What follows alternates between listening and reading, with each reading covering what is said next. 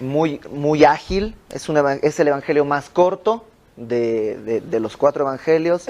Al ser es el más corto, es el que describe más hechos de Jesús. Es un evangelio escrito para no judíos, ¿no? Recuerden que Marcos le está escribiendo a romanos, no a judíos.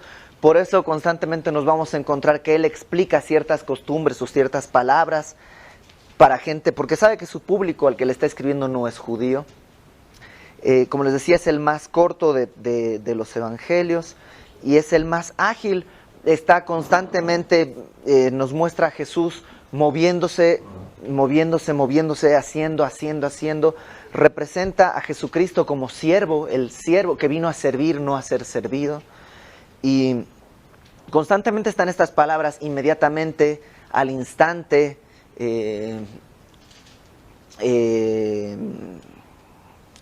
enseguida, este tipo de frases que nos indican mucha acción. Y hoy vamos a ver una vez más a Jesucristo en acción, pero no solamente Jesucristo en acción, sino la palabra en acción. Hemos estado viendo a Él haciendo muchas cosas, pero ahora vamos a ver la palabra de Dios haciendo muchas cosas. Así que Marcos 4. Señor, te doy gracias por este tiempo que nos permites venir delante de tu palabra. Una vez más venimos hasta ti, Señor, a rogarte, Señor, que abras nuestro corazón y nuestro entendimiento. Explícanos, háblanos, Señor, quita toda distracción y aquí estamos. Señor, que nuestro corazón sea tierra fértil, Señor. En el nombre de Jesús te pedimos esto. Amén. Dice, lo voy a leer completo. Otra vez comenzó Jesús a enseñar junto al mar y se reunió alrededor de él mucha gente, tanto que entrando en una barca se sentó en ella en el mar. Y toda la gente estaba en tierra junto al mar. Y les enseñaba por parábolas muchas cosas y les decía en su doctrina: oíd, he aquí el sembrador salió a sembrar. Y al sembrar aconteció que una parte cayó junto al camino y vinieron las aves del cielo y la comieron. Otra parte cayó en pedregales, donde no tenía mucha tierra. Y brotó pronto, porque no tenía profundidad de tierra. Pero salido el sol se quemó, porque no tenía raíz, se secó. Y parte cayó entre espinos, y los espinos crecieron y la ahogaron, y no dio fruto. Pero otra parte cayó en buena tierra, y dio fruto, pues brotó y creció, y produjo a 30, a 60 y a 100 por uno. Entonces les dijo: el que tiene oídos para oír, oiga. Cuando estuvo solo, los que estaban cerca de él con los 12 le preguntaron sobre la parábola. Y les dijo: a vosotros os es dado saber el misterio del reino de Dios, mas a los que están fuera, por parábolas todas las cosas, para que viendo vean y no perciban, y oyendo oigan y no entiendan, para que no se conviertan y les sean perdonados los pecados. Y les dijo: ¿no sabéis esta parábola? ¿Cómo pues entenderéis todas las parábolas? El sembrador es el que siembra la palabra, y estos son los que de junto al camino en quienes se siembra la palabra. Pero después que la oyen, enseguida viene Satanás y quita la palabra que se sembró en sus corazones. Estos son asimismo los que fueron sembrados en pedregales, los que cuando han oído la palabra, al momento la reciben con gozo, pero no tienen raíz en sí, sino que son de corta duración, porque cuando viene la tribulación o la persecución por causa de la palabra, luego tropiezan. Estos son los que fueron sembrados entre espinos, los que oyen la palabra, pero los afanes de este siglo y el engaño de las riquezas y las codicias de otras cosas entran y ahogan la palabra y se hace infructuosa. Y estos son los que fueron sembrados en buena tierra, los que oyen la palabra y la reciben y dan fruto a 30, a 60 y a 100 por uno. También les dijo: ¿acaso se trae una luz para ponerla debajo de un almud o debajo de la cama? ¿No es para ponerla en el candelero? Porque no hay nada oculto que no haya de ser manifestado, ni escondido que no haya de salir a la luz. Si alguno tiene oídos para oír, oiga. Les dijo también: mirad lo que oís, porque con la medida con que medís os será medido. Y aún se os añadirá a vosotros lo que oís, porque al que tiene se le dará, y al que no tiene, aún lo que tiene se le quitará. Decía además: así es el reino de Dios, como cuando un hombre echa semilla en la tierra, y duerme y se levanta de noche y de día, y la semilla brota y crece sin que él sepa cómo. Porque de suyo lleva fruto la tierra, primero hierba, luego espiga, después grano lleno en la espiga, y cuando el fruto está maduro, enseguida se mete la hoz, porque la siega ha llegado. Decía también: ¿a qué haremos semejante al reino de Dios? ¿O con qué parábola lo compararemos? Es como el grano de mostaza, que cuando se siembra en tierra es la más pequeña de todas las semillas que hay en la tierra. Pero después de sembrado crece y se hace la mayor de todas las hortalizas y echa grandes ramas, de tal manera que las aves del cielo pueden morar bajo su sombra. Con muchas parábolas como estas les hablaba la palabra conforme a lo que podían oír, y sin parábolas no les hablaba, aunque a sus discípulos en particular les declaraba todo. Y hasta ahí vamos a leerla ahorita, luego vemos lo que sigue. Cuando lo lees así por primera vez parece que hablara varias parábolas que no tienen nada que ver unas con la otra. Pero vamos a ir viendo cómo está hablando de una sola cosa nuestro Señor. Está hablando de la palabra de Dios. Entonces ahora sí, vamos a leerla poco a poco, deteniéndonos. Dice, otra vez comenzó Jesús a enseñar junto al mar y se reunió alrededor de él mucha gente. Tanto que entrando en una barca se sentó en ella en el mar y toda la gente estaba en tierra junto al mar. Lo que hace nuestro Señor es subirse en la barca, y la barca la pone, está obviamente en el agua, ¿no? El mar de Galilea. Y en la tierra está toda la gente. En esa época no había, micrófonos, altavoces, ni nada de eso. Y entonces el agua funciona como un elemento que refleja lo que él está diciendo y lo amplifica ante los demás. Y eso es algo, es un fenómeno físico comprobable. Y obviamente si nuestro Señor creó todo y se inventó Él todas las leyes de la física, las conocía y utiliza esto porque la gente que lo estaba escuchando eran probablemente un par de cientos de personas. Y les dice, verso 2, les enseñaba por parábolas muchas cosas. Y Jesucristo va a empezar a explicar con parábolas. Una parábola es un mensaje, pero no es una historia de ficción, no es como había una vez un conejito y este conejito, no. Es un mensaje que lo que está haciendo es explicarnos una verdad espiritual. No es simplemente una moraleja que nos quiere dejar una parábola, sino nos está explicando una verdad espiritual que corre junto a la historia que está contándonos. Es simbólica, obviamente. Todas las cosas que una parábola dicen están representando otra cosa. Y como toda enseñanza en la Biblia, hay una cosa que se llama principio de interpretación, que hay que tener en cuenta. Uno de los principios de interpretación es que no puedes cambiar de interpretación cada que se te ocurre. El Señor nos va a explicar la parábola. Y esa explicación es la que se tiene que aplicar a todo el pasaje y a todos los pasajes por una cuestión del principio de interpretación. Y ahorita lo vamos a ver mucho más claro. Verso 3. Oíd, y aquí está la parábola. He aquí el sembrador salió a sembrar. Entonces tenemos un personaje que es el sembrador. Y al sembrar aconteció que una parte de las semillas, obviamente, cayó junto al camino. Y vinieron las aves del cielo y la comieron. Esa es una parte. Número 2, otra parte cayó en pedregales donde no había mucha tierra. O sea, había tierra, pero no había mucha. Y brotó pronto porque no tenía profundidad de tierra. Pero salido el sol, se quemó, y porque no tenía raíz, se secó. Tercer caso es el verso 7. Otra parte cayó entre espinos, y los espinos crecieron y la ahogaron, y no dio fruto. Y por último, verso 8, la cuarta parte. Otra parte cayó en buena tierra y dio fruto, pues brotó y creció y produjo a 30, a 60 y a 100 por uno. Esto es un crecimiento increíble. Normalmente tú tienes que sembrar muchas semillas para que salgan realmente pocas. Son más las semillas que siembras que lo que recoges. Pero este es un caso totalmente distinto, porque de una semilla salieron 30, 60 o 100 plantas. 100 semillas más. Entonces él les dijo, el que tiene oídos para oír, oiga. O sea, lo que Jesucristo nos está diciendo es, esto es para el que quiere escuchar. Y eso es lo interesante de las parábolas. Las parábolas no son,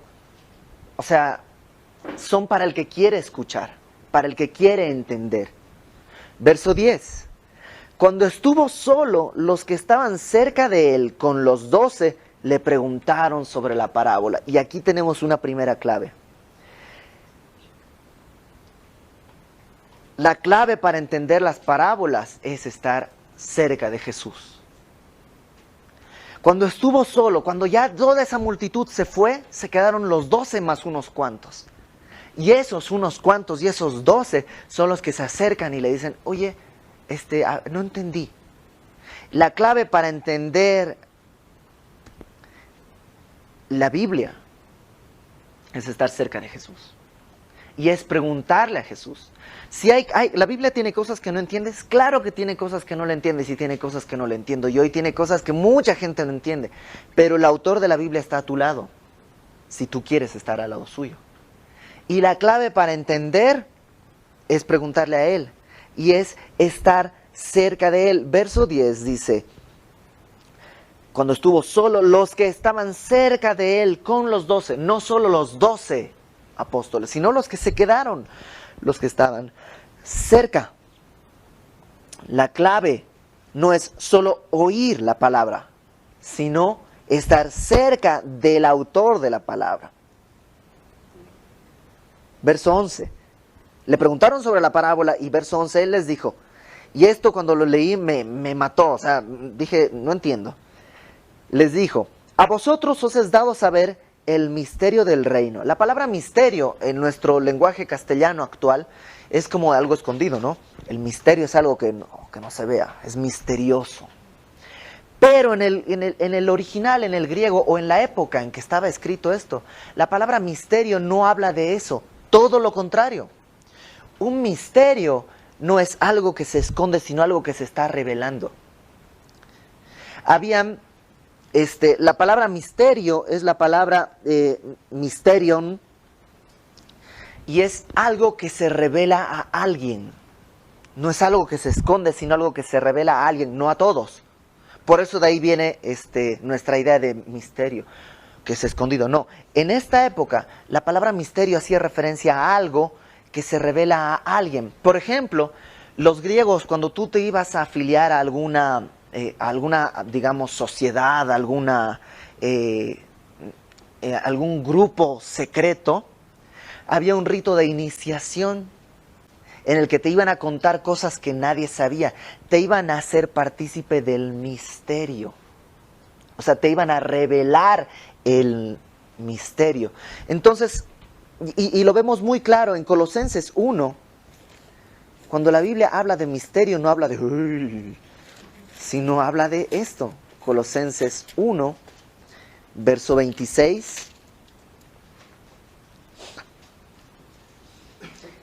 Nos dice,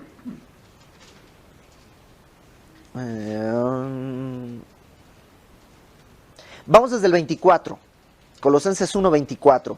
Ahora me gozo en lo que padezco por vosotros, dice Pablo, el apóstol, y cumplo en mi carne lo que falta de las aflicciones de Cristo por su cuerpo, que es la iglesia, de la cual fui hecho ministro según la administración de Dios que me fue dada para con vosotros, para que anuncie cumplidamente la palabra de Dios, el misterio que había estado oculto desde los siglos y edades, pero que ahora ha sido manifestado a sus santos. Eso es un misterio, algo que estaba oculto y que es revelado. Y entonces lo que está diciendo es que a vosotros, los que están preguntando, los que están cerca de Jesús, les es dado saber el misterio, o sea, se nos va a revelar el misterio del reino de Dios. Más a los que están fuera, por parábolas todas las cosas. Las parábolas son increíbles porque, por un lado, te enseñan cosas impresionantes, puedes entender cosas increíbles, pero por otro lado puedes leer y decir, no entiendo nada, esto es de locos, aquí no dice nada. Y por eso Dios habla en parábolas, por eso Jesús nos habla en parábolas, y aquí lo pone más claro. Dice, más a los que están fuera por parábolas, todas las cosas, y aquí agárrate de tu cinturón porque dice verso 12, para que viendo vean y no perciban, y oyendo oigan y no entiendan, para que no se conviertan y les sean perdonados los pecados. Cuando yo leí eso dije, ¿Jesús no quiere que se conviertan y les sean perdonados los pecados? Y me quedé me quedé loco. O sea, dije, a ver, esto sí lo tengo que entender bien. Jesucristo es un caballero. Jesucristo podría darte unos argumentos. O sea, es el que inventó el lenguaje, el cerebro, y conoce lo que piensas. Y podría darte unos argumentos con una lógica tan exacta que tú tengas que forzarte a decir, es cierto, eres el Hijo de Dios. Pero Él no te va a forzar a hacer eso. Porque Él es un caballero. Imagínate que tú tienes un amigo, digamos, yo tengo un amigo y tengo una amiga, y yo los veo y digo, como que, pues se me hace que ellos dos harían buena pareja. Y entonces les empiezo a hablar y le digo, oye, pues mira, fulanita es así, así, asá, bla, bla, bla, bla, bla, no hombre, ¿no? Y luego hablo con ella y le digo, mira, mi amigo, mi cuate es así, así.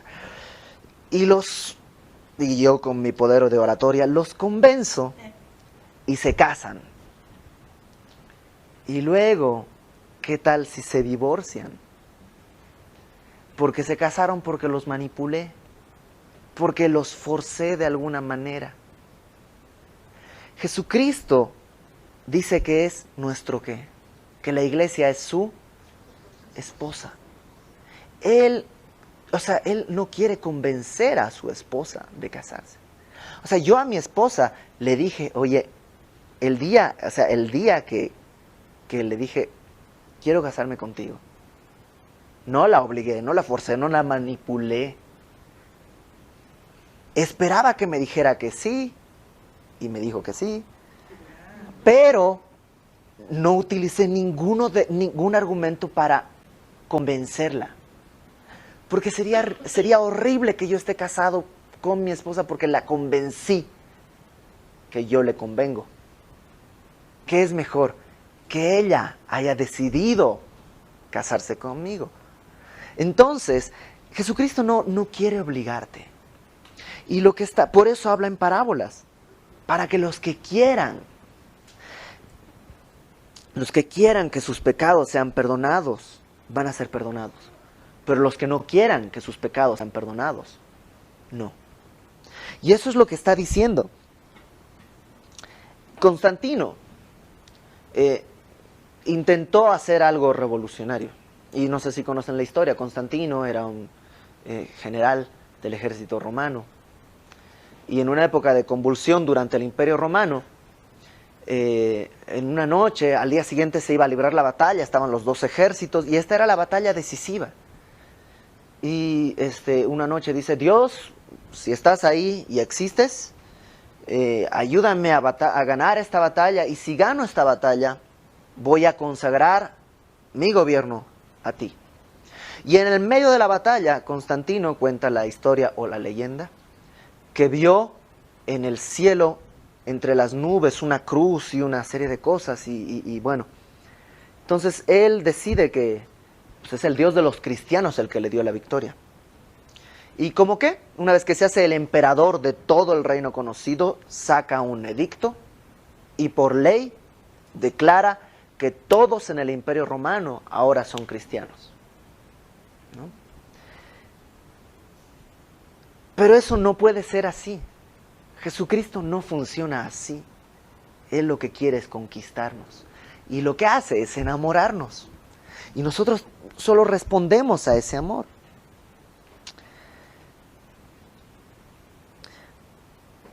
Y eso es lo que está diciendo. Para que los que viendo vean y no perciban, y oyendo oigan y no entiendan, los que no quieren entender no van a entender. Para que sus pecados no les sean perdonados. Porque no quieren ser perdonados. ¿Sí está claro esto? Lo pone mucho más claro. Segunda de Pedro 2. Acompáñame a Segunda de Pedro. Casi al final de tu Biblia. Segunda carta de Pedro, capítulo 2.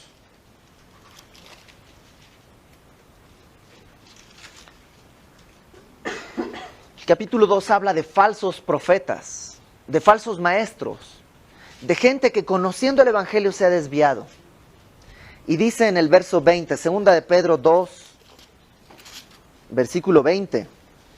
Ciertamente, si habiéndose ellos escapado de las contaminaciones del mundo por el conocimiento del Señor y Salvador Jesucristo, o sea, conocieron el Evangelio, conocieron a Jesucristo, escaparon de las contaminaciones del mundo, enredándose otra vez en ellas, son vencidos, su postrer estado viene a ser peor que el primero. Y eso es lo que no quiere Jesús. Por eso no te quiere convencer, porque si luego te regresas, tu estado posterior, final, va a ser peor que el primero. Y eso es lo que está diciendo. Verso 13. Y les dijo, y aquí va a explicar, ¿no sabéis esta parábola? ¿Cómo pues entenderéis todas las parábolas?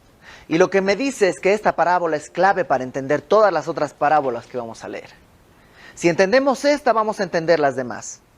Y como hayamos interpretado esta, vamos a poder interpretar las demás. Porque además esta la interpreta nuestro Señor. Entonces va a ser fácil. Te da la llave. Y te dice, esta es la llave para todas las puertas. ¿Cómo pues entenderéis todas las parábolas? Verso 14. Y aquí está la explicación. El sembrador es el que siembra la palabra. O sea, el que predica. Puede ser un predicador. O puede ser el Espíritu Santo, que también es el que siembra la palabra. Y aquí está, el primer tipo de tierra. Estos, los del primer caso, los que cayó junto al camino, son los de junto al camino, en quienes se siembra la palabra, pero después que la oyen, enseguida viene Satanás y quita la palabra que se sembró en sus corazones. Primero, ¿cómo es el camino?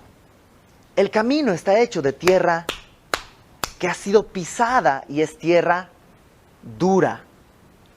Y está hablando del corazón. El primer grupo de gente es gente que tiene el corazón duro. La semilla no puede entrar, queda ahí en la superficie. O sea, trata de sembrar una semilla en el camino, no se puede porque está pisoteado, está apisonado. Y esta gente tiene el corazón duro. Ojo, ¿quién dice que roba la semilla? Satanás. Entonces, si leo acá en el versículo 4, una parte cayó junto al camino y vinieron las aves del cielo y la comieron. ¿Qué representan las aves del cielo? Satanás. ¿Sí? Por principio de interpretación, a partir de ahora, cuando vean las aves del cielo, se está refiriendo a Satanás dentro de una parábola, ¿no? Cuando él está diciendo, mira las aves del cielo que no siembran ni ciegan, no está hablando de Satanás porque eso no es una parábola, es una explicación. ¿Sí? Sí queda claro, en parábolas, las aves del cielo van a representar a Satanás. Estos son los de junto al camino, en quienes se siembra la palabra, pero después que ¿qué? Oyen. Vamos a ver que los 4 tipos de personas son 4 personas que oyen. La diferencia no está en el oír o en no oír. Los 4 oyen. Los 4 oyen la palabra. Después de que la oyen, enseguida viene Satanás y quita la palabra que se sembró en sus corazones. Segundo tipo de tierra. Segundo tipo de gente. Estos son asimismo los que fueron sembrados en pedregales. Estos son los que fueron sembrados en pedregales. Los que cuando han, ¿qué cosa? Oído. Estos también oyeron la palabra. Al momento la reciben con gozo, pero no tienen raíz en sí, sino que son de corta duración, porque viene la tribulación o la persecución por causa de la palabra. Luego tropiezan. La que fue sembrada en pedregales dice que tenía poca tierra. Y como tenía poca tierra, salió muy rápido la planta, pero el sol vino y la quemó y se secó porque no tenía raíces. Y de acuerdo a lo que nuestro Señor nos está explicando, dice que son los que escuchan el Evangelio y dicen, sí, y la reciben con gozo, pero no tienen raíz. Son lo que yo llamaría un cristiano express. Y todos hemos visto este tipo de casos. Gente que recibe a Cristo y haz de cuenta que le encendieron la mecha y está, wow, sí, no, y dame una J, J, dame una E, o sea, y están, wow, o sea, una euforia. Pero luego viene la persecución por la palabra y te toca dar gracias enfrente de tus compañeros de la escuela o compañeros de trabajo y estás así como que, es que se van a burlar de mí y que me van a... Y no he hecho raíces. Y estás ahí y como que... ¡Ay, mi servilleta! Gracias, Señor, por todos los sonidos que estás dando. Amén. ¿No? Y la persecución ahoga lo que estaba por salir. La tierra era muy poca. El primer caso, la tierra era dura. No pudo entrar la semilla. Aquí sí entró, pero era muy poco profunda. Era muy poco profunda. La reciben con gozo, no echan raíz, porque no tenían mucha tierra, y no soportan la tribulación o la persecución por causa de la palabra. Pero ellos oyeron. Oyeron. La diferencia no es de que no oyeron. Sí la oyeron. Tercer tipo de caso. El tercero, dice verso 18. Estos son los que fueron sembrados entre espinos. Los que, ¿qué cosa? Oyen, también oyen la palabra. Pero, tres cosas. Los afanes de este siglo, el engaño de las riquezas y las codicias de otras cosas entran y ahogan la palabra y se hace infructuosa. En este caso, la tierra no era dura, la tierra no era poco profunda, había suficiente tierra. El problema es que la tierra no se limpió la tierra. Y de pronto empiezan a salir espinos y cosas que no tenían que estar en esa tierra. Y estos espinos se roban los nutrientes de la tierra que tenía que ser para la semilla.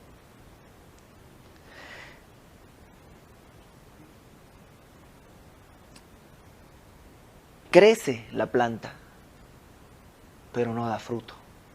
Y ahí tienes al cristiano, domingo a domingo en la iglesia, y sigue yendo, y sigue yendo, y sigue yendo durante 2, 3, 10 años, 15 años, y no hay fruto. Y no hay fruto. Y no hay fruto. ¿Por qué? Tres cosas. Los afanes de este siglo, que yo creo que puede referirse a la gente que no tiene dinero, que tiene que afanarse por las cosas de este siglo. Tienes que pagar la renta, tienes que pagar la cuota del carro, tienes que pagar, y pues entonces voy a tener que trabajar domingos, y pues ya no me da tiempo, tengo que levantarme temprano para ir a trabajar, y como me levanto temprano no me da tiempo de hacer mi devocional, porque tengo que ir a trabajar para poder... Y los afanes de este siglo están ahí. Pero ¿qué fue lo que dijo nuestro Señor Jesús? Busca primero, ¿qué cosa? El reino de los cielos y su justicia, ¿y qué va a suceder? Todo lo demás, todo lo que necesitas, porque ¿qué dice? ¿Por qué se preocupan de qué comerán, qué vestirán, qué beberán? Esas cosas se preocupan los gentiles. Ustedes tienen un Padre en los cielos. Busca primero el reino de los cielos y su justicia, y todo esto va a ser añadido. Busca primero lo primero. Ordena tus prioridades. Segundo tipo era el engaño de las riquezas. Yo creo que esto se refiere ya a los ricos.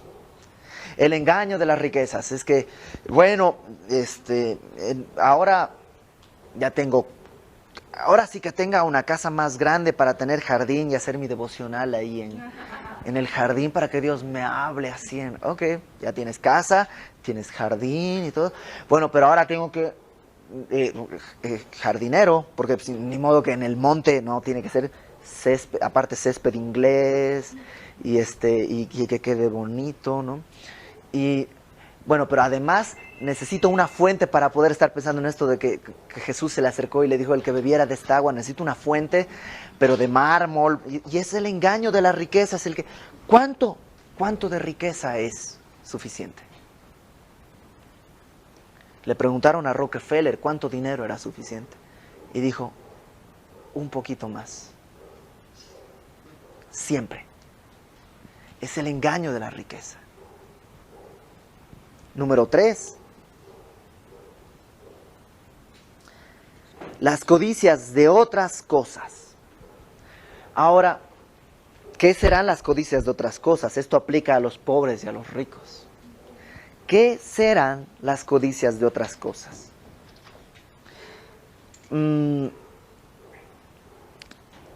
Acompáñame a 1 Corintios 10. 1 Corintios 10.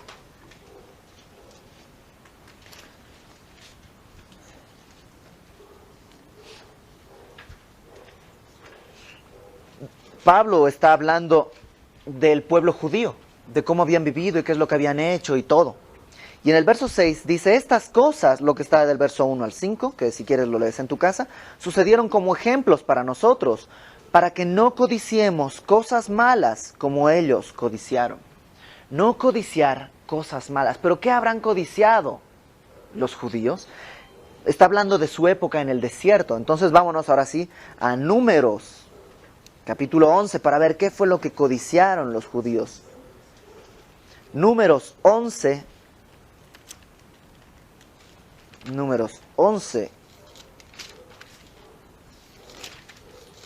verso 4. Están los judíos en el desierto y Dios les está dando maná para comer. Números 11, versículo 4 dice, y la gente extranjera que se mezcló con ellos tuvo un vivo deseo, y los hijos de Israel también. Volvieron a llorar y dijeron, ¿quién nos diera a comer carne? Nos acordamos del pescado que comíamos en Egipto, de balde. O sea, no sé, me acuerdo, pero, ay, qué rico era el pescado. Pero me acuerdo de balde porque no hay. De los pepinos, los melones, los puerros, las cebollas y los ajos. Y ahora nuestra alma se seca, pues nada, sino este maná ven nuestros ojos. Puedes ver, están en el desierto, Dios está haciendo literalmente llover comida sobre ellos. Y ellos están, ay, en Egipto comíamos pescado y cebolla y ajo, ¿no? Codiciar otras cosas, yo creo que también tiene que ver con recordar y añorar las cosas que eran, que hacías cuando todavía estabas en Egipto. Que a veces caemos en eso. Ay, es que antes de ser cristiano, pues yo sí era... Sí, estás anhelando las cebollas y los ajos. Estás despreciando el maná que Dios te está dando. Y estás olvidando los azotes que vivías y que eras esclavo. Claro, en el desierto es bien fácil acordarse del pescado y las cebollas. Pero así somos, no nos acordamos. Y a veces no nos acordamos de los azotes y que éramos esclavos. Y nos pasa a nosotros a veces, que recordamos, ay, es que antes, sí, antes de ser cristiano, no hombre, sí. Pero ojo, eso te impide dar fruto. Te impide dar fruto. Y no ser como, versículo 20. Y estos son los que fueron sembrados en buena tierra. Los que oyen la palabra y la reciben y dan fruto a 30, 60 y a 100 por uno. Estos son los que oyen y reciben y dan fruto. Y esos son los que queremos ser. Ahora, esto también se aplica, sí son 4 tipos de personas, pero también aplica a 4 estados del corazón que a veces podemos tener. A veces tu corazón en ciertas áreas de tu vida va a estar duro. Y Dios te habla en la iglesia o en tu devocional. Y Dios te está diciendo claramente algo que tienes que hacer o algo que tienes que dejar de hacer. Pero tu corazón está duro en esa área de tu vida. Y la semilla ¡puc! Rebota y viene el maligno y la arrebata. Ay, ya no me acuerdo qué habrá dicho el domingo el pastor. Otras veces... si agarras el mensaje y dices, no, sí, ahora sí, voy a tirar esto que es el pecado que... Ok, sí, claro, no, y en la iglesia, y quienes hacen un... Yo, y ahora sí, todo, ¿no? Y llegas a tu casa y ¿cuál? Bye. Pura emoción. Otro Cuando tú te haces el compromiso, voy a hacer mi devocional. Ahora sí, todos los días. Pero los afanes de este siglo, el engaño de las riquezas, el codiciar otras cosas, te impiden dar fruto en el área que Dios te está queriendo trabajar en ti. Sí son 4 tipos de personas, pero también pueden ser 4 estados de tu corazón en algún área de tu vida. Ahora, esta es la clave para abrir todas las otras parábolas que vienen. Verso 21.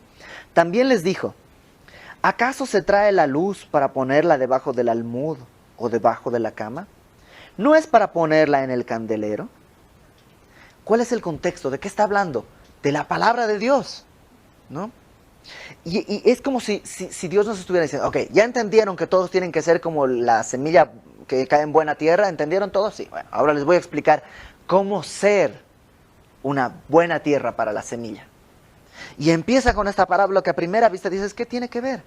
Pero sí tiene mucho que ver. La luz no se trae para ponerla debajo del almud. El almud era como una caja que servía para medir. El almud es como una medida, así como sería hoy 1 kilo o 1 litro o una cosa así.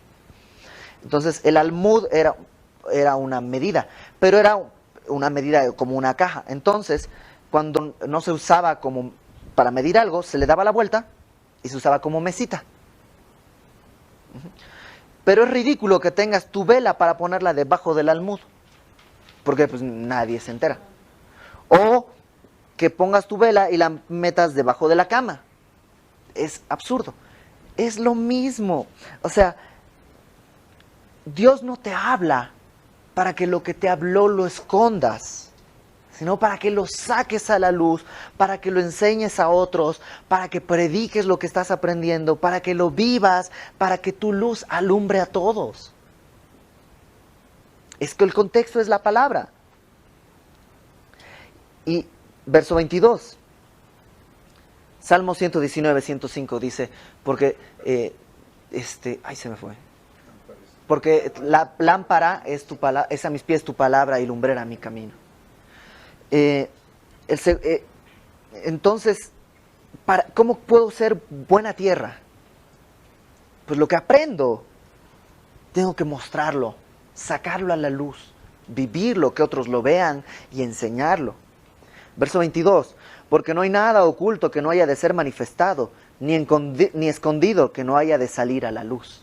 Y muchos cuando leen este versículo piensan así como que no, mira, Dios tiene en el cielo como, antes se decían en VHS, pero ahora tiene DVDs, ¿no? Tiene como grabada toda tu vida y cuando estemos allá en el juicio va a haber una pantalla y va a poner y va a salir a la luz todo lo que tú haces en lo escondido y todo lo que y va a salir a la luz. No está hablando de eso. ¿Cuál es el contexto? La palabra. Está diciendo que no hay nada oculto en la palabra de Dios que no haya de ser manifestado. No hay nada escondido que no vaya a salir a la luz. Las cosas que tú no entiendes de aquí van a ser manifestadas y van a salir a la luz. ¿Cómo? Cuando yo sea una buena semilla. Cuando empiece a dar, cuando sea una buena tierra, cuando empiece a dar fruto, cuando empiece a mostrar a los demás la luz que estoy recibiendo de Él. Verso 23, si alguno tiene oídos para oír, oiga. Lo mismo, no es para cualquiera, es para el que quiera entender que van a ser manifestadas todas estas cosas. Verso 24, también les dijo, mirad lo que oís. Esto es interesante, mira lo que oyes. Es como, mira lo que oyes. O sea, pon mucha atención a lo que estás oyendo. Ojo al piojo, se dice en mi pueblo. Porque con la medida con que medís os será medido, y aún se os añadirá a vosotros los que oís. Porque al que tiene se le dará, y al que no tiene, aún lo que tiene se le quitará. Lo que Jesús te está diciendo es, ojo, cómo estás oyendo. Si tú tienes ganas de entender la palabra, si estás dispuesto a quedarte con Él cuando toda la multitud se fue y quedarte con Él a preguntarle, oye, no entendí. El que tenga esas ganas, Dios le va a dar más ganas y le va a dar más hambre de la palabra y eso le va a revelar más palabra y le va a dar más hambre y más y vas a crecer y vas a dar fruto. Pero al que no tiene, al que está así como que, la palabra, Eso de las palabras,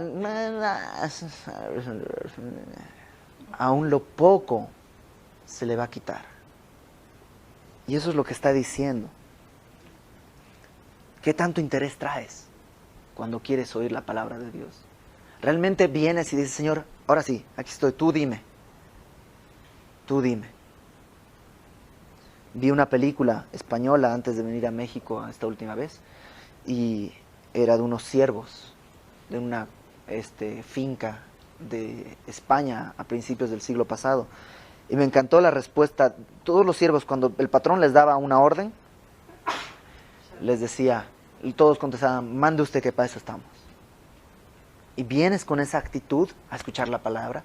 Así, aquí estoy, mande usted que para eso estamos. Verso 26.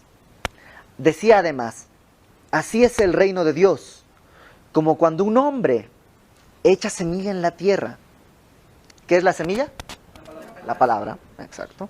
Por principio de interpretación no podemos decir, bueno, aquí la semilla es porque muchas veces tristemente se toma estos que tú siembra y va a dar a 100 y a 1000 por uno. O sea, tú siembra y te pasan la caja de la ofrenda, ¿no? Siembra.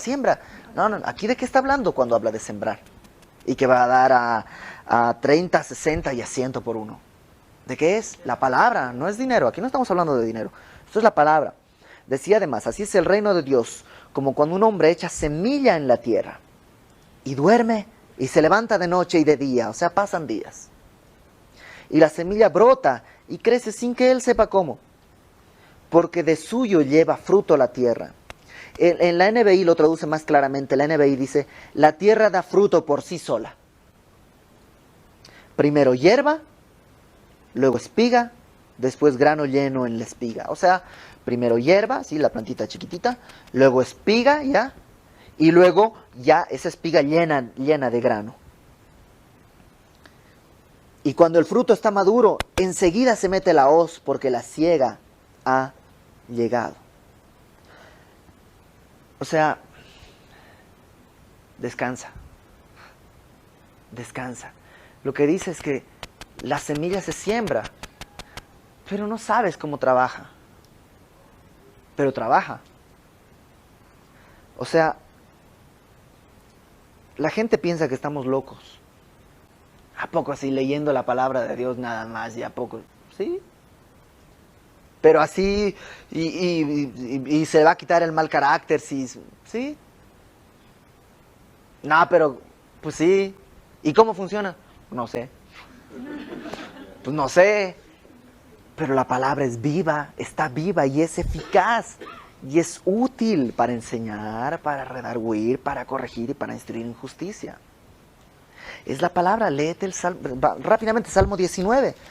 Salmo 19, versículo por ahí del 7, yo creo. 7. La ley de Jehová, la palabra de Dios, es perfecta. Quiere decir que no le falta nada. Salmo 19, 7. ¿Qué cosa? Convierte el alma. La ley de Jehová es perfecta, que tiene un efecto. ¿Cuál es? Convertir el alma. El testimonio de Jehová, ¿cómo es? Es fiel. ¿Y qué es lo que hace? Hace sabio al sencillo. Y cuando habla de sencillo, está hablando de... ¿cómo decirlo? Sencillo, de... lento, digamos, ¿no? Y no sé si tú a veces te has sentido lento o lenta en algunas áreas de tu vida. Y dices, que la volví a regar. ¿Qué necesito hacer? Necesito sabiduría. ¿Y que dónde está la sabiduría? Pues aquí me dice que el testimonio de Jehová es fiel, hace sabio al sencillo. Los mandamientos de Jehová son rectos, que alegran el corazón. El precepto, estos son los términos de un contrato, de Jehová es puro, o sea, no tiene letras chiquitas, no, que alumbra los ojos. El temor de Jehová es limpio y permanece para siempre. Los juicios de Jehová son verdad, todos justos, deseables son más que el oro y más que mucho oro afinado, y dulces más que la miel y que la que destila del panal. Tu siervo además es amonestado con ellos, en guardarlos hay grande galardón. O sea, créele, la palabra de Dios es capaz ¿Cómo funciona? Pues no sé, pero es capaz. Y lo he comprobado. ¿Y qué es lo que tengo que hacer? ¿Qué es lo que hace este señor en la parábola? Descansa, duerme y hace lo suyo. Permanecer en la palabra y la semilla va a ir saliendo. Y luego dará fruto para gloria de Dios. Verso 30. Decía también, ¿a qué haremos semejante el reino de Dios?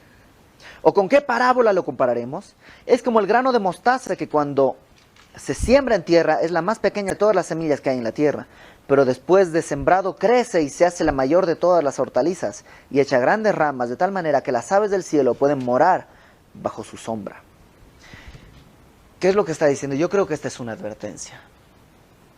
La semilla de mostaza se siembra, pero nunca vas a ver una mostaza, un árbol de mostaza. La mostaza es un arbusto y no es un árbol. Pero aquí nos narra que va a tener un crecimiento anormal, sobrenatural, un crecimiento sobrenatural. Y muchas veces tomamos esto como que sí, la iglesia de Dios va a llegar a todo el mundo. Sí, puede ser, pero ¿qué es lo que dice? ¿Quiénes van a ir a morar bajo su sombra? Las aves. ¿Y qué representan las aves? Satanás. Eso es lo que dice la palabra de Dios. Por consistencia en la interpretación de la parábola, aquí las aves no pueden significar otra cosa. Lo que Jesucristo está diciendo es una advertencia. Va a crecer la iglesia, el reino de Dios, va a crecer. Pero ojo, van a haber aves. Satanás va a venir a morar también bajo. Y hay iglesias que están literalmente en el otro lado del camino. Que ahora sí que pertenecen a la tienda del enfrente. Que no son de Dios. Y ahí están morando bajo la sombra. Y es una advertencia. Y sucedió, van a llegar falsos maestros. Sucedió muy pronto. O sea, pasó muy poco tiempo cuando ya empezaron a tener problemas. Y la Biblia dice que en los postreros tiempos, en esta época que estamos viviendo, la gente se va a amontonar ante los falsos maestros, que les van a contar fábulas. Y estábamos viendo esto. Así que, ten cuidado. ¿Qué es lo que te va a salvar? La palabra de Dios. Verso 33. Con muchas parábolas como estas les hablaba la palabra, conforme a lo que podían oír. Y sin parábolas no les hablaba, aunque a sus discípulos, ¿a quiénes? Sus discípulos, los que estaban cerca, en particular, les declaraba todo. El secreto es estar con Él. ¿Te acuerdas capítulo 3 al final, versículo 33? Dice, ¿quién es mi madre y mis hermanos? Y mirando los que estaban alrededor de Él, dijo, he aquí mi madre y mi hermana y mis hermanos. ¿Te acuerdas que en el versículo 14 del capítulo 3, Él establece a 12 para qué? Para que estén con Él. De eso se trata el cristianismo. No se trata de aprender versículos, no se trata de cómo te vistes, no se trata de cómo hablas, no se trata de qué películas ves, eso no es lo que identifica al cristiano. Lo que identifica al cristiano es el que está con Cristo todo el tiempo. Tanto que como a los apóstoles en Hechos, cuando los fariseos los encuentran, dicen, no sé cómo hablan estas palabras porque son hombres del vulgo, pero les reconocían que habían estado con Jesús. Y esa es la clave del cristiano. Jesucristo dijo, en esto sabrán que son mis discípulos. ¿En qué? Que os améis unos a otros. Y el amor solo viene de Dios.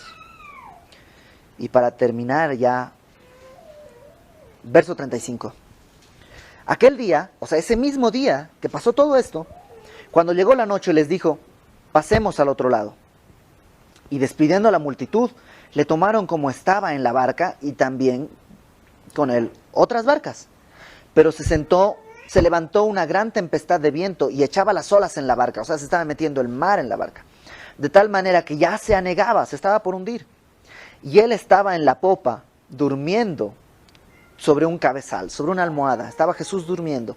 Y le despertaron y le dijeron, Maestro, ¿no tienes cuidado que perecemos? Y levantándose, reprendió al viento y dijo al mar, calla, enmudece. Y cesó el viento y se hizo grande bonanza. Y les dijo, ¿por qué estáis así amedrentados? ¿Cómo no tenéis fe? Entonces temieron con gran temor y se decían el uno al otro, ¿quién es este que aun el viento y el mar le obedecen? Cuando viene, después de la lección, viene, ahora sí que, como en la universidad o en la prepa, después de la clase de teoría viene la clase de laboratorio. Y ahora sí, a ver si aprendiste o no a hacer un óxido. A ver si aprendiste o no a hacerlo. Después de explicarles la palabra de Dios, creer la palabra de Dios, que la palabra de Dios es poderosa, que la palabra, después de explicarles eso, los mete al laboratorio y están en la barca. Y en la barca él se duerme, él está tranquilo. Y de pronto viene una tempestad y ellos piensan, nos vamos a hundir, despierten a Jesús. Pero, ¿qué fue lo que Jesús dijo en el verso 35? Pasemos al otro lado. No les dijo, a ver, vamos a intentar llegar al otro lado. O dijo, a ver, vamos a hundirnos a la mitad del mar de Galilea. Él dijo, pasemos al otro lado. ¿Qué es lo que va a suceder? Van a pasar al otro lado. Van a haber tormentas tal vez, pero van a pasar al otro lado. Y ellos, se les va la onda y nos vamos a hundir. Por eso Él les dice, ¿por qué no, por qué están así asustados? ¿Por qué no tienen fe? ¿Por qué no creen lo que yo dije? Ya les expliqué la palabra. Ya les dije la palabra. Y les muestra el poder de su palabra. En medio de la tempestad dice, shh, shh, tranquilo. Y el mar se calla. Y la tormenta pasa. Créele. Créele. Créele que su palabra es útil, está viva, es eficaz, es más cortante que espada de dos filos. Créele a su palabra. Y si estás ahorita en tormenta, más aún. O sea, si ahorita estás en medio de una tormenta, créele a su palabra. Es importante. Apunta las cosas que Dios te va diciendo, anótalas. Porque luego, cuando estés en la tormenta, tiendes a olvidarte. Y regresa. ¿Qué fue lo que Dios me dijo? Algún día que tengamos tiempo les voy a contar cómo fue mi matrimonio. Mi matrimonio fue tan terriblemente difícil. Las personas que estuvieron cerca sufrieron con nosotros, pero horrible. Un día antes de la boda no sabía si me iba a poder casar. Fue tan complicado. Y no estoy hablando, o sea, fueron años, 2 años de prueba tras prueba, tras prueba, tras prueba, tras prueba, tras prueba. Y un día antes de la boda, ya todo listo, nada más falta, no sé si podemos, faltaban unos papeles. Y con Lucy llegamos al punto de, ok, Señor, o sea, si no quieres, dinos claramente no y no. O sea, yo no quiero ir contra tu voluntad. Estábamos en una depresión espantosa, en Bolivia además, lejos de la iglesia. O sea, yo no tengo amigos cristianos allá. Entonces, o sea, Señor, o sea, si no, bien, o sea, lo acepto. No, si tú no quieres, venga, no queremos. Pero fue así. ¿Qué fue lo que Dios te dijo? Y Lucy me dice, a mí Dios me dijo que me iba a casar contigo. O sea, eso fue lo que Él me mostró y eso fue lo que Él me dijo. Y es lo que Él va a hacer. Y a mí Dios me había mostrado que Lucy era mi esposa. Y estaba todo oscuro. Pero Él había dicho, vamos a llegar al otro lado. Estábamos ahí en la oficina de mi papá, en el jardín de la casa. Y en una depresión terrible, así, Señor, o sea, ya, ¿qué? Y de pronto, en mi casa, hay, en el jardín de mis papás hay 2 perros, hay 2 gatos, una tortuga. Mi tortuga, esa sí es mía, así, grandota, se llama Camorra. Y en el jardín viven changos. O sea, no son de nosotros, viven ahí, digamos. Y llegaron y ahí viven. Porque hay varios árboles frutales. Y estábamos así mirando la ventana, así, deprimidos, porque faltaba dinero, faltaba todo. Y baja un chango al árbol de aguacate, a la altura de la ventana, que nunca bajan ahí porque los perros les hacen ruido. Entonces, baja hasta ahí. Y lo digo porque yo lo vi, o sea, nos miró. O sea, baja, nos mira, y no sé si del bolsillo, no sé de dónde, saca un plátano. O sea, sí hay plátanos, pero no en el árbol de aguacate, ¿no? Sacó un plátano, empezó a pelarlo, y empezó a comerlo, y nos miraba. Y fue así como Dios, ok, o sea, mira las aves del cielo. No siembran, ni ciegan, ni recogen en graneros, pero Dios las alimenta. Aprende de ellas. No sirve tu inteligencia, porque ni un solo metro puedes agregar a tu existencia. Y fue así de, ok, ok.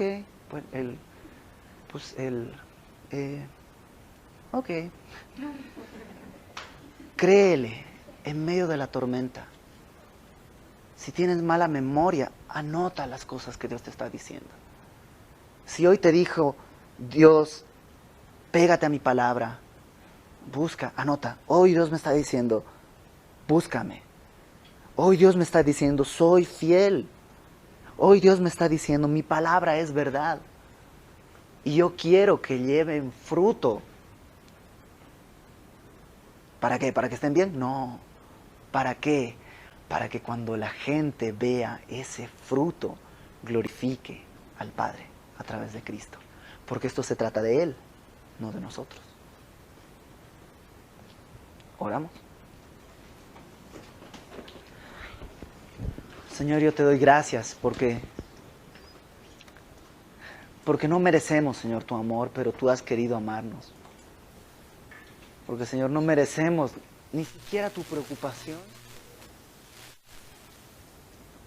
Y tú viniste a morir por nosotros, para que estemos contigo, porque nos amaste, Señor, hasta la muerte. Y ahora, Señor, que ya nos rescataste, nos has dado tu palabra para que tengamos en ella certeza, en la esperanza que tú has depositado en nosotros. Gracias por tu Espíritu Santo que tú has enviado para hablarnos, para consolarnos. Gracias, Padre, porque no nos has dejado solos, sino que tú dijiste que estás con nosotros todos los días hasta el fin del mundo. Señor, yo te quiero rogar que nuestro corazón sea buena tierra para la semilla de tu palabra. Que en nuestros devocionales tú siembres tu palabra y nos hables. Que en la iglesia, Señor, tú siembres tu palabra y nos hables. Y que podamos dar fruto, Señor. Señor, que tu Espíritu Santo, como espantapájaros, Señor, espante todas las aves que quieran venir a robar lo que tú estás haciendo. Confiamos en ti y que tú nos estás cuidando. Y aquí estamos, Señor, si quieres que llevemos fruto para tu gloria. Señor, también te quiero rogar por las personas que están aquí, Señor, y que están pasando por pruebas y están en medio de la tempestad, Señor, y sienten que la barca se está hundiendo, Señor. Recuérdales que tú estás ahí, tranquilo, porque tú tienes el control. Porque el Dios que calmó la tormenta fue el que desató la tormenta. Y tú tienes un propósito. Te ruego, Señor, que nuestra fe no falte. Y esto, Padre, para que tú te glorifiques, Señor. Aquí estamos, gracias a tu misericordia y por tu gracia. Oramos, Padre, en el nombre de Jesucristo, porque nos lo mandaste así, por sus méritos, en la cruz. Amén.